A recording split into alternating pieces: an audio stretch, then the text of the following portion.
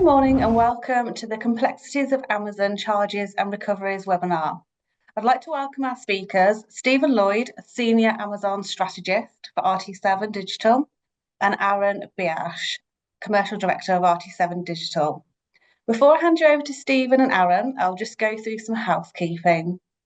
To enable you to hear the presentation clearly, everyone apart from the speaker has been placed on mute and the event is being recorded. Following the presentation, there'll be a Q&A session. To enable you to put a question forward, please hover your cursor towards the bottom of your screen. A toolbar will appear which includes the Q&A option. Select this and type your question in the box provided. So all that's left to do is hand over to Stephen and Aaron. Thank you so much, Sam, and good morning everyone to hear. And welcome again to this webinar hosted by Beta and presented by RT7 Digital. My name is Aaron, and today we're primarily going to be focusing on what we call Amazon vendor reimbursements. Now, because we've done our research and this group mostly of brands tailored in this room is predominantly vendors, the conversation and presentation of slides here will be a little bit more focused on this. But I do want to mention that RT7 does offer a seller solution as well. And the process of disputing is rather similar. So for you sellers in the room, it's definitely worth staying on because there's still some great value that we think you can get out of this presentation. Stephen, handing over to yourself. Great. So as Aaron mentioned, we have done some initial research based on the people that are attending.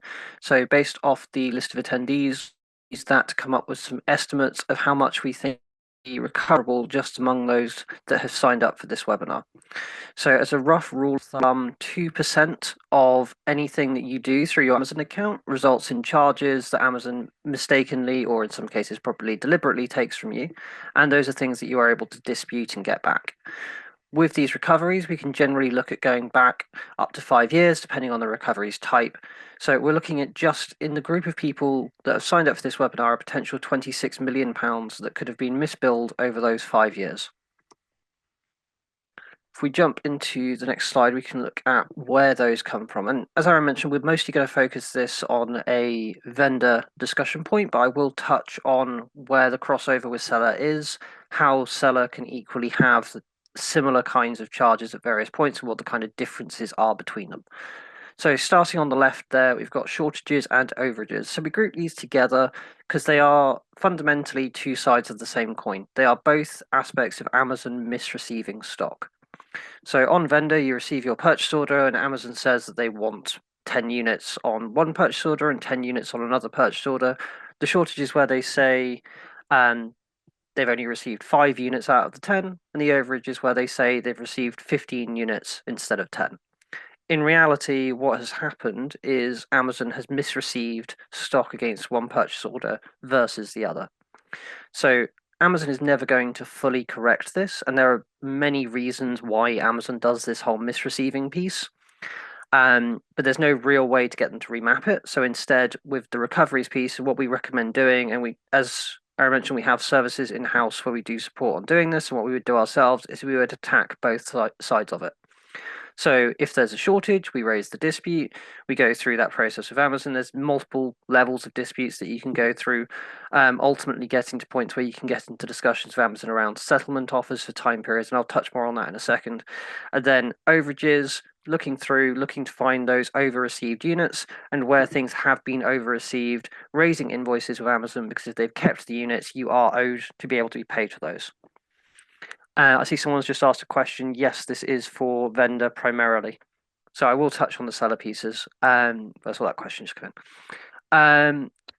None of that massively pertains to seller on the shortages and the overages piece. What can happen in seller, especially on the FBA side of things, you send in FBA stock and they say they haven't received it. And a similar process in there, you can dispute that. And if you dispute that and they agree, they should reimburse you the amount of stock effectively lost. You don't really get overages in that scenario, and there's not really anything you could do if they did, is because it's FBA, you're paying for that to be in there. But it'd be worth noting if stock suddenly went down. I've not really seen this happen, but I suppose it is in theory possible. Chargebacks, just moving on to that section. So chargebacks are for various policy violations, and Amazon is constantly rolling out new policies and therefore constantly introducing new ways to violate them. So there are things that they will just effectively bill you for. And any of you that have a vendor account, you will have seen these at some point. They are always going to happen on an account when it's kind of up and running and at a decent size. You can't really ever get to a point where you'll have zero chargebacks, but you can mitigate and control the amount you should have. And the reason for that is that there's just the vast array of them, and some of them are for very tight compliance things, such as, for example, the most common one, PO on-time accuracy. So you're given very short delivery windows by Amazon. You go outside of those, you get charged. Obviously, that's not always in your control, especially around Christmas and other time periods like that where delivery networks get overwhelmed. There are just going to be more times where shipments are late. But the more you can keep up with like managing your chargebacks, mitigating them, the more you can have chargebacks waived, which is a common thing that Amazon does, as long as it's a one-off or not too frequent. So keeping them low is usually the aim with the chargebacks. If you are billed incorrectly for a chargeback, the most common areas this happens are things like shipping own container, where Amazon has the wrong dimensions or weights down, or prep charges such as bubble wrapping, boxing, bagging, things like that. You can dispute them, and if the product was not in an issue with that, you will get that back. Usually, though, with chargebacks, it's more a case of prevention than recovery in that sense. It's usually trying to prevent that charge going forward, especially with the prep pieces. What is a common problem that happens on prep is that you fix the problem, but Amazon has now highlighted that ASIN is a problem, and the system just bills it anyway. So once you go through an exercise of, say, let's say you have China plates that you were shipping in, you go through, you bubble wrap all of those, Amazon may still charge you for bubble wrapping by default, and that's one way you can easily dispute, turn that over, and specifically request that they stop doing that going forward. Otherwise, they generally will continue doing it. Again, there's not a huge amount that happens on seller in comparison to the chargeback piece. There are bits where there's obviously prep charges for FBA that you can have where they will do the servicing piece, so those should be audited, but it is less common for those to kind of be overbilled in the same way that they do on vendor. And I know a lot of the time on seller, it's actually preferable for them to do it because then you can send in large quantities as a single pallet and they break that all out for you with any prep and labeling pieces in there. On the co-ops piece, so co-ops are the agreements that you have with Amazon, and there are a couple of ways that these can kind of be misbilled. So you get erroneous billing, which is just where you shouldn't have been charged it in the first place. They are rare, but always worth checking for. But the most common area where Amazon overbills in this is for effectively the wrong quantity of units. So where we mentioned right at the start with the shortages and the overages, where they dispute the quantity of stock that is going in, that is something they sometimes get wrong on the co-ops. So let's say you agreed to send in 10 units, they've recorded that they've received 8 units, they've paid for 8 units, they will sometimes still bill for 10 units. So when going through and doing the shortages piece, part of that is, did all of that come in? If so, the co-op is valid. If not, at least that part should be reimbursed. And then a final area is returns. So returns is always a difficult one with Amazon because they make it very difficult to track returns, primarily by returning everything in individual packages. So if they're returning 10 things, 9 times out of 10, you receive 10 packages. And most accounts will have some form of returns allowed. Some accounts don't, and Amazon sometimes still returns against those. Where that happens, that's an obvious dispute where you should be able to get the money back for anything they've returned that they shouldn't be able to. But the more common areas are where they mix up the return types. So let's say you have an account that has no overstock returns, they might return everything as damaged. And if it's not damaged, then you can dispute this because they've used the wrong tag. And vice versa, if they're returning things with overstock when it's in actuality damaged. This is a common issue that we see with Amazon. It is, however, one of the harder ones to dispute, not because of so much Amazon's process or how you go through the dispute issue, but simply that they require you to be able to provide images of how the thing has turned up, which is obviously warehouse capacity and time. So that's one that's not always an option to be able to go through and do. Okay. very quickly before I go into this piece, just the areas that come up on seller, because I said I would touch on just those. So the two areas on seller that tend to come up as things that can be a problem. Again, I mentioned with one of the chargeback pieces that it can be incorrect weights and dimensions of products, leading to things like shipping and container violations and things like that. FBA, you can be overcharged storage because of the same problem. So it's always worth just checking dimensions are correct. Your FBA storage fee is being calculated based off that, and you can get that corrected going forward. And if been overbilled, you can actually get that refunded to you historically. And the most common area that I see on seller is where products have been loaded into the wrong category. The reason that matters is the referral fee. And the referral fee is based off the category that you're in. Most commonly, it's 15.3%, but there are categories that have other percentages. And if you're in the wrong category, you can be billed the wrong fee. And it's a similar kind of process to kind of go through and dispute that. So we've had a question that has come through around a particular chargeback.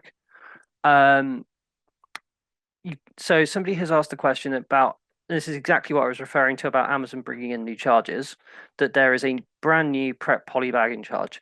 So there is a new poly bagging charge that has come in. But there is also one that's been around for quite a while. It's kind of a revamped policy rather than a straight up new one that's come in. You can dispute it. Whether you'd be able to get a refund would depend on the product, the reason that they needed to put it into place. What I do recommend in this scenario is effectively, and this is an important thing with the chargeback piece, sometimes it is cheaper to just accept them. So a scenario I had with this was a company was sending in ironing boards, and they had a pack of 5 ironing boards, and they were above the maximum size of a combined carton that they could send in. And it would have cost them, I think, £2.50 for their warehouse to be able to split that out into individual boxes, and then they would have had to pay individual shipping. When they looked at the cost for Amazon to receive this and charge them, it worked out that they were actually about 50p a unit better off just allowing Amazon to charge them. So while not ideal, it worked out better in their favor. And kind of a similar thing with this, if Amazon is charging a polybagging fee, if the product does need it, they will continue to charge it. If the product doesn't need it, then absolutely dispute it. But if it's one where your own facilities doesn't have the capacity to, the cost would be higher, or even comparable, sometimes it does make sense to just let Amazon charge these things, as long as it's not a huge section of your catalog that is applicable to this. You don't want to be showing huge percentages of things having chargebacks. That's one of the things that Amazon will look at as being effectively a cost and a negative to your account. They don't like having to do the prep. It's one of the reasons they charge and why their fees are usually higher than, say, a 3PL fee. So I've covered some of this already, but to go into a little bit more detail about how Amazon shows this and what this looks like in the portal. So shortages and overages, as I mentioned, they are just two sides of the same coin, but how they are shown in the system is very different.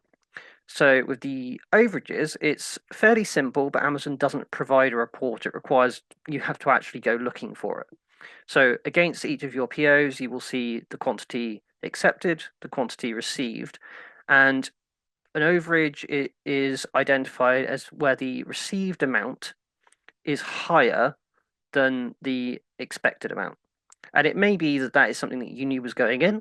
It could have been you changed something against the accepted. It might be something that you have already been aware of. I've spoken to companies before where their system has a rounding policy that if 2 is ordered, it has to be 5, and they will have invoiced accordingly. But in most cases, you will have invoiced what you've told Amazon to expect to go in. And where that is different, that's where we identify an overage. Shortages are slightly more complicated. So with the shortage, anybody who has a vendor account will be familiar with the 3 letters SCR and the SC that also goes against invoices, which just simply stands for shortage claim and shortage claim reversal.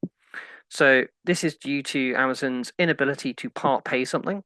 So they fully pay it, and then they do a shortage claim, just a credit memo to claw that money back, and then the SCR is then paying it out eventually. The highest number of SCRs I've ever seen against an invoice was 26, and at the end of it, that was just a leftover amount. Amazon does provide a small amount of reporting on shortages. So on the old, there's currently 2 views of invoicing on vendor, which I'm sure you've all seen if you're looking in the accounts, is on the old view, you have a recent shortages report, and in the new view, you are able to see a breakdown of both shortages and price claims, which again I'll touch on in a second. Neither of these reports are perfect, and they are only useful if you are keeping on top of your shortages. If you are looking at your shortages monthly, you could probably rely on those two views. If you are not looking at your shortages monthly and are having to now, let's say, for example, you've been running this account for 2-3 years, you now need to go back and check everything, those reports will not help you. Amazon begins to archive shortage invoices as it gets to a 3 to 6 month point. It does seem to vary a bit. So this is not true for the parent level of the invoice. So let's say you have invoice 1, and let's say scenario invoice 1, invoice 2, invoice 3. So invoice 1, they don't pay at all. Invoice 2, they pay part of it, they claim part back, and then there's an amount sat under an SCR of invoice 2. Then invoice 3, pay part, SC, pay part, SC, pay part, SC. Now, with that first one, that will always show in the portal. It's very rare that Amazon will archive a parent level invoice. It does happen very occasionally, but there's usually other reasons in there. The SCR invoices, though, both that one on 2 where it's just 1 down and that one on 3 where it's 3 down, the ones that are paid out will continue to show in the portal, and the one that is not paid at the end of each one, after roughly 3 to 6 months, will no longer appear in search. You are able to find it. You'd have to go into the invoice before it or above it in the parent hierarchy, and it will show in the invoice hierarchy, but will not be clickable. It is still disputable, but it's just another thing that Amazon does to make it that much harder to see. So I mentioned for some things you can go back 5 years. Shortages are an example of this. Overages, however, 3 years. This is due to Amazon limiting the view of purchase orders. You're only able to see a certain period of time. Chargebacks, however, fundamentally different. So I've already gone over a few examples of them, but in terms of disputing them, you have a very limited dispute window. I've put down 30 days. It is usually 30 days. It varies a little bit. Amazon does give a little bit of wiggle room in there. And as I've mentioned already, the main aim here is the root cause analysis and prevention because of that short dispute window. So unless you are in there, honestly, weekly, monthly would be too long a time period because of that short dispute window. You'd have to be disputing it weekly. So it's mainly around the prevention piece, trying to diagnose it going forward. And usually, like I said, the main reason for them is late delivery or prep issues, depending on type of product. So I've just had a question that has come in on this topic. Of do I believe that Amazon are deliberately doing this? Yes, is the honest answer. I think Amazon does deliberately misreceive stock. I think that they do make it deliberately difficult to challenge these things. These are things I will never be able to fully prove. Amazon's never going to admit to this. But the fact that they break the stuff up as much as they do, the fact that the SCR system is as clunky as it is, the fact that they archive these things afterwards, it really does feel like it is something that they are doing deliberately. And it's why we offer these kind of webinars to try and unpack and go through this is basically around that point, and why we have a full in-house service with software we've developed to be able to counter the things that they've come up with around this, is because Amazon has made this such a difficult thing to do. So moving into the co-op pieces. So co-ops are, again, handled slightly different. So the co-op pieces, as you'll, again, all have seen, if you're looking at how these are billed in Amazon, unlike your POs and your invoices, these are a monthly thing, or in some cases, you can get quarterly co-ops that will be billed. And you will have a structured agreement of how these will be placed. And there are, like I say, a couple of areas that can come up. It can be that they are just straight up erroneous co-ops. So we've looked at accounts before and found that there were amounts being charged, but no agreement had actually been set up or accepted. And in one case, the agreement was just still sat in draft, that nobody had actually clicked accept, but the account was still billing it. Where that happens, it should be a fairly clear cut, they will pay it back. It's not. but it is something that they will ultimately generally reimburse because it's something that they shouldn't have billed in the first place. The other areas, though, are they can get the fee percentage wrong. So there is a written percentage that is in the document of what they should charge, but sometimes when they set it up, they get that percentage and the one that they are billing incorrect. At that point, it's usually a case of what was meant to be set up. Even though the agreement may say something, Amazon will go back to what was agreed in the email, which one's the typo, and it can be corrected there. But the most common is on the units, where they will get the number of units that they are billing for incorrect. It's not usually a huge difference between them, but just as an area for effectively tidying up and making sure you are maximizing your profit at a point where Amazon is trying to squeeze it as much as possible, it's just one of the other areas to kind of go over. And then, of course, returns.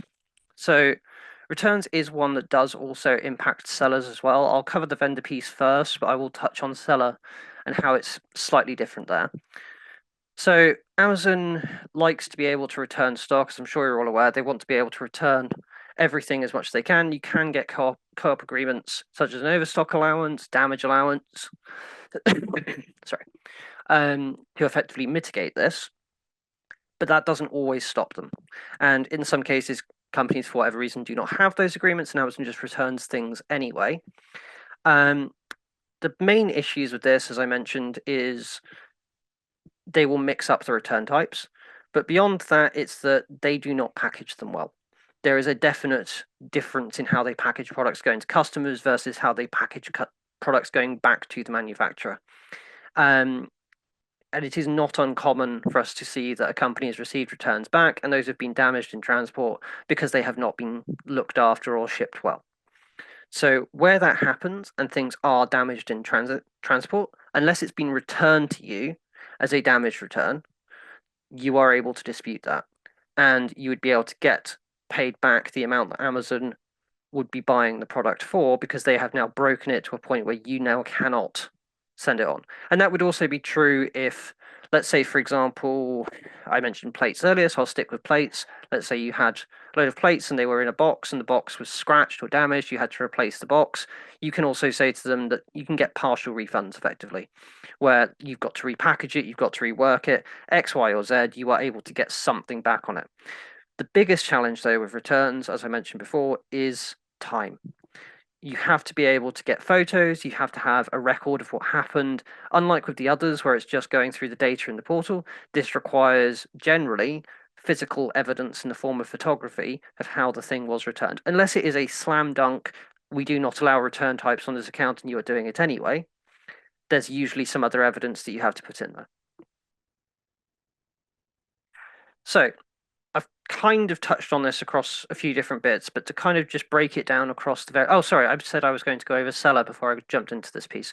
So seller is a similar thing on returns, in that Amazon will sometimes return products, but it's actually the bigger problem there is actually around FBA stock, where Amazon does not always receive returns back into FBA stock.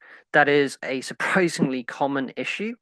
And you can have stock effectively go missing between the return and going back into FBA. And where that happens, again, you should be able to get a reimbursement. Amazon has, of course, made this more complicated recently, where they have started to introduce new policies around this. And I know they're looking at asking people to now provide what is the price that it costs you to produce so they can reimburse you along those lines. In general, we are advising to not provide that info for a couple of reasons. I don't think it's a fairly big leap to say that Amazon is using this data to look at their own brands, the Amazon Basic ranges, to be able to look at what would be a sensible cost, areas where they can go in and produce themselves. And I don't think it would be a massive leap to say that they'll be looking to find the same manufacturers and potentially cut out the middleman there. Amazon is not above doing things like this. So in general, we don't advise giving that info, but I understand why some companies might if they're experiencing high levels of returns and issues there, and they need to be able to for cash flow reasons. But just a point on that one. So why is all of this so hard to manage? So overages I've kind of touched on. There just is no report. Shortages, huge long paper trail. Amazon drags the process out.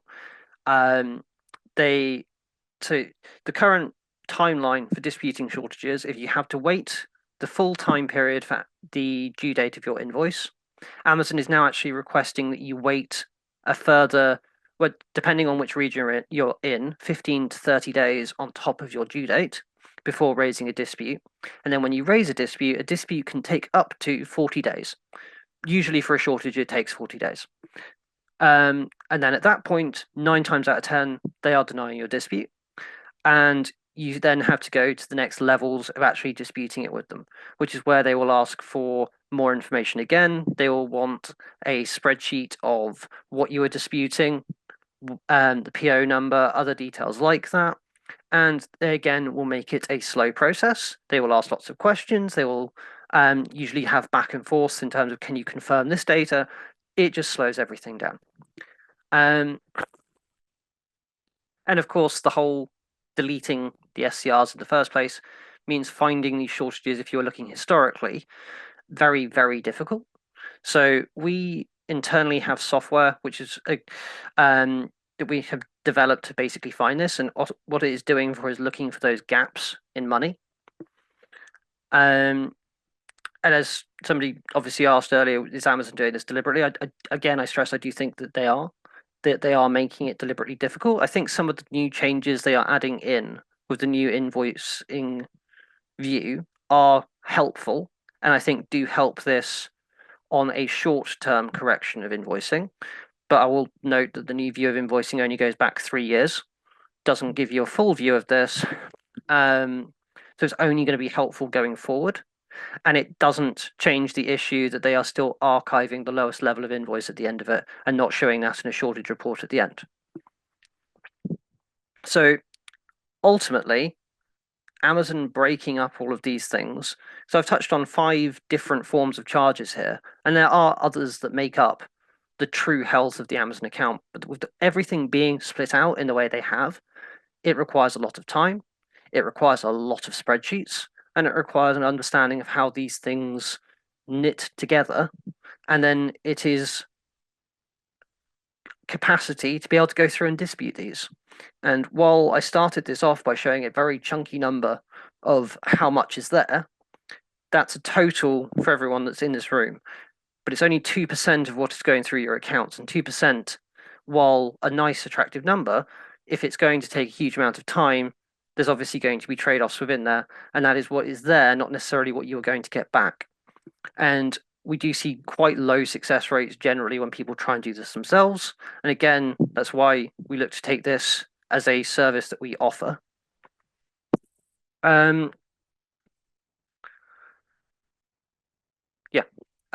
That's the last piece, is Amazon does not like to use paperwork from outside sources. So I would like to just touch on that one, is that PODs and manifests, despite the fact Amazon's training still says that they should provide those, Amazon internally now say that they don't look at them. They don't trust third-party paperwork on these things. So this is what a typical process looks like for going through and getting reimbursements out of Amazon.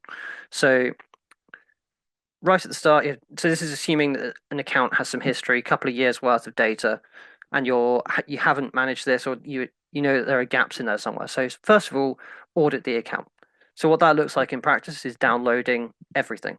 So all of your purchase orders, all of your invoices, and then identifying what is still not paid and what is owed. And that leads to then creating a tracking sheets of what you then need to go after, disputing every single shortage individually, invoicing for every single overage. Those shortages, like I say, 9 times out of 10 will not be paid. So they then need to have a further dispute pushed against them.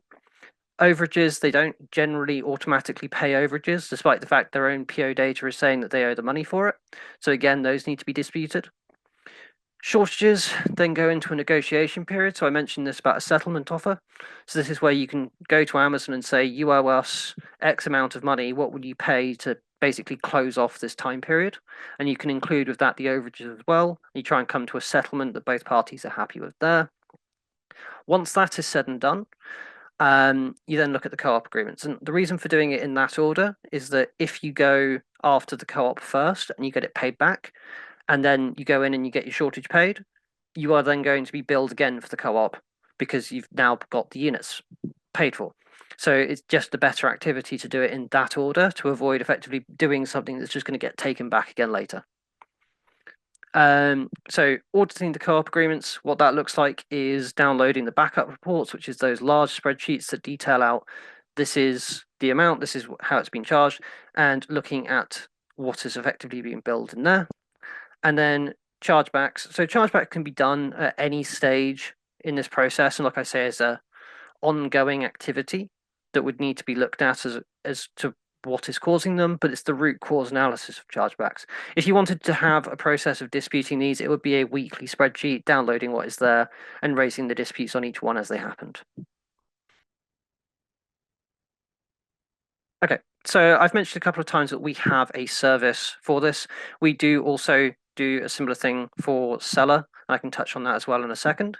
So our own internal service for this is that we go through and we take away the pain of dealing with this. It's obviously a long process to be able to go through and dispute this, and I know I've stressed that a number of times about the various points within this where Amazon puts in the delays and barriers. So we run these as 12-month contracts where we do not charge an onboarding fee or an upfront fee. We don't charge any of the audits. We purely charge a commission fee on whatever we actually manage to recover. And this is a service we've been offering out now for over a year. I can't remember exactly when we started this. And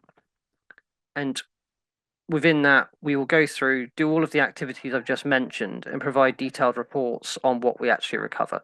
And we work with your accounting teams to get as much of that, to make that as smooth and as easy a process as possible. In terms of if you wanted to do this yourselves and what reporting would kind of look like in that sense, it would be large spreadsheets and looking through and seeing what has been paid and a lot of manual tracking and going through. Not impossible to kind of get a vague view on it, but I would say without software, you will not get everything out and not be able to identify everything that is there.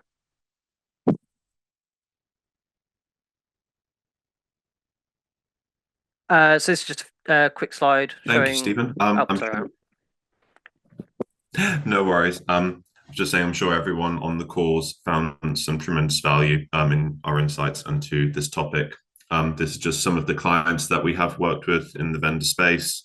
Of course, many more behind us, as well as one who we can't mention, but we'll say we've recovered in the excess of £1 million for them in the last few months. We, of course, will share this deck with you after the presentation. But now just handing it back over to Sam for some Q&As. I think we've got one more still in the group, Stephen, that needs answering there. Anonymous asking, can you dispute shortages if you did not complete an ASN for the PO?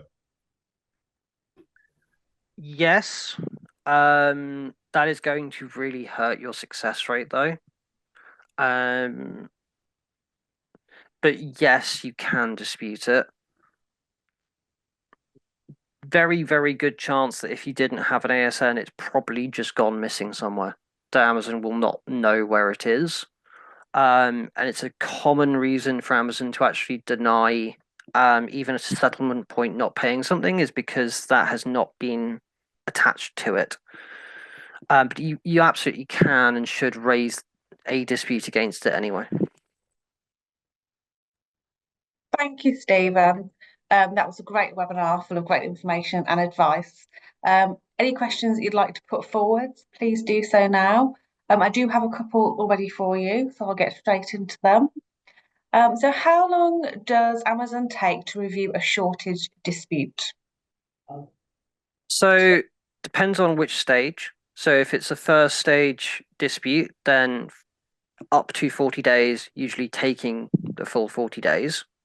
And when that's done, they'll then pay out usually either nothing, part, or all of it. And if they do pay out part, then you can raise a dispute against the next invoice in the chain to see if they will try and pay out more there. Again, that will take 40 days from there. If it's that you've gone into a settlement period with them, I've had some where they've come back within a month. I've had some where they've taken about 6 months. So when you get to that stage, the big factor there is usually the amount of data that you are dealing with. Thank you. Can I appeal a rejected shortage dispute? Yes. So when you raise a dispute for a shortage in the dispute management section, it does show that there is no option to do anything with it there. And that's again one of Amazon's kind of tactics to deter you from trying things. But there's two things that you can do at that stage. One is to raise a case log, and in that case log, specifically under the finance section, you can select that it's to do with a shortage claim. You can reference the dispute ID for what you put in, and just say further to this dispute, everything was delivered, please make payment, just something along the lines of that. And if you want to include any supporting document at that point, you can, but like I say, a lot of the time Amazon doesn't look at third party data such as UPS tracking info or anything. And then if all of that fails and you've got a large period of time, usually like a year plus, you can start looking at things like producing a bulk dispute with Amazon where you say, this, I want to dispute everything here, and go into like a settlement piece with them. It's one of the only times that they will start to consider looking at outside paperwork. Again, a lot of the time they will say no, but sometimes they will ask for it. Again, I think it's more of a delay tactic for you to go away and have to get those things. But that's really the only point where they tend to bring that up. Thank you. Why did I receive a chargeback on Amazon Vendor Central? Could be for a variety of reasons. So, like I say, the most common reasons we tend to see are PO on time accuracy or prep charges. There are a whole range of them, and like I say, Amazon's adding to them all the time. So some of them can actually be overlapping. So PO on time accuracy, and ASN accuracy and carton compliance. There's a bit of kind of moving around between which ones they will use for some of those. So ASN accuracy and carton compliance accuracy, for example, ASN accuracy is generally just the label's been put on wrong, but sometimes it could be that they say the label had the wrong quantity on it, but carton compliance is what was in the box. So they can kind of charge you on different bits. There will always be a description, and if it's things like ASN accuracy and the label is missing, there will be photos, and this is a great way to help with like the root cause analysis. I was looking at this just the other day with a company where they'd been charged for the label not being on the box, and what had happened is DPD had put a sticker over the top of their label mid-transit, so they now have to have a conversation with the carrier, see if that's something that can be solved. But it got to the bottom of why they had been billed this, which unfortunately does mean they won't get that charge back, but it means they understand why they've been billed it. Thank you. How long does Amazon take to review a shortage dispute? 40 days generally. Perfect. Will Amazon charge me a fee for sending excess inventory? So that kind of appeals to both seller and vendor. So seller, if they over receive things, there is, I believe, a penalty for that, but they will also just pay more in storage. And you also run the risk of them having that stock go missing because they're only expecting a certain amount.